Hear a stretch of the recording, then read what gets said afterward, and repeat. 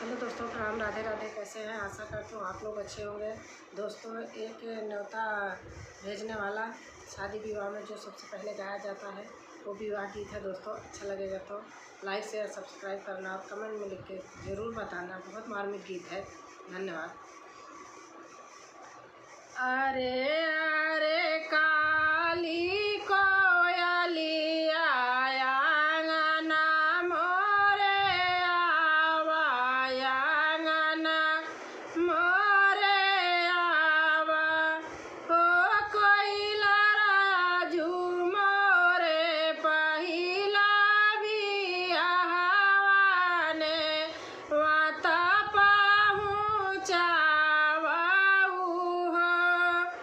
अरे अरे काली कोयलिया आंगने मोरे आवा, आंगने मोरे आवा, हो कोइला राजू मोरे पहिला बियाहवा ने वाता पहुँचावा।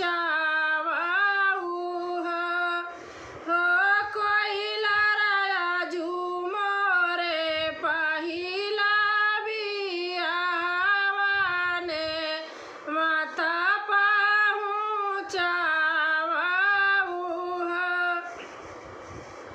अर गाना नेवाते पर गाना नेवाते और नानी और नानी और, हो कोइला रे काना ही नेवाती बीरना भैया जना से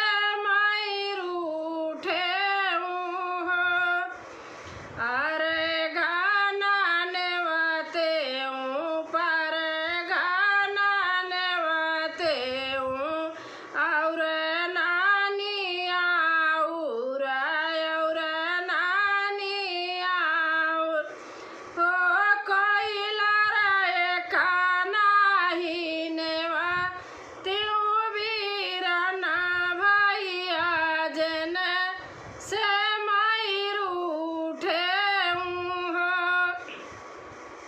हो कोइला रे काना ही नेवाती बीरना भैया जन से मायर उठे।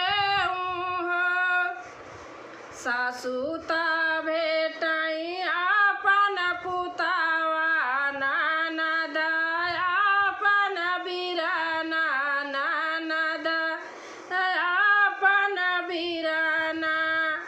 सासुता भेटाई आपन पुतावा ननद आपन बीरना, ननद आपन बीरना। हो कोइला रे बहुता बिरोगा हमारे जियाराता के काउठी भेटाऊँ। हो कोइला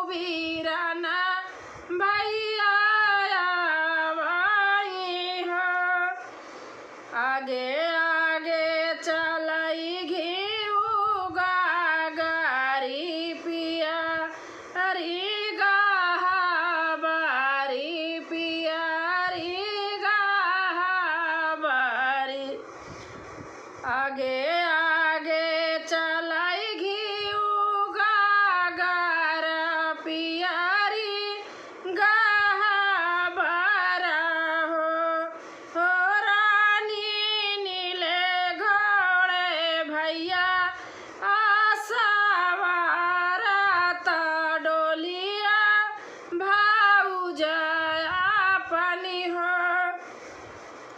हो रानी नीले घोड़े भैया आसवारत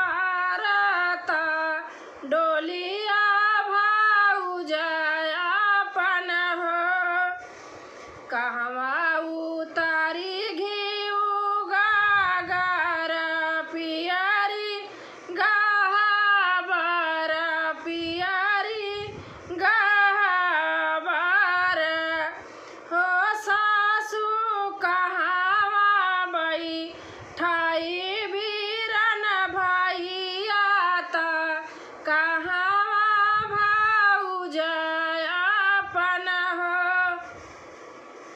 हो सासु कहवा बैठाई बीरन भैया त कहवा भाऊज अपन हो मड़ए उतर घिउ गागर पियरी गहबर पियरी गहबर हो बउहर शोभावा बैठावऊ बीरन भैया त कोहबर भाऊज अपन हो बउहर शोभावा बैठावऊ बीरन भैया त कोहबर भाऊज अपन हो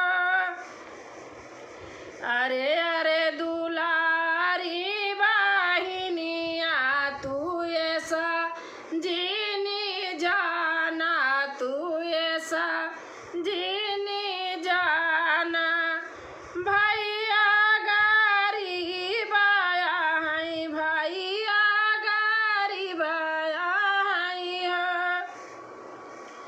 अरे अरे दुलारी बहिनिया तू ऐसा जीनी जाना तू ऐसा जीनी जा